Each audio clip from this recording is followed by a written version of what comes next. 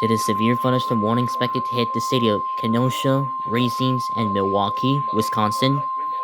The National Weather Service in Milwaukee, Wisconsin has issued a special marine A new warning special marine warning just been issued. in open waters to midway from Sheboygan, Wisconsin to Port We got Washington, a new. Wisconsin until 10:15 p.m. We have a new special marine warning. This time up at Sheboygan and Port Washington. 18 nautical miles west of Port Washington to 9 nautical miles west of Oak Creek, moving northeast at 25 knots. Hazard, wind gusts 34 knots or greater. Wave source, radar. Intact. Small craft could be damaged and briefly higher winds and suddenly higher waves.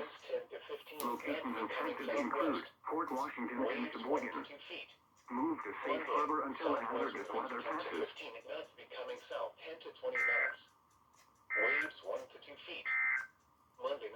The National Weather Service in Milwaukee, Wisconsin. Tornado watch number 508 has been canceled for the following counties. In Wisconsin,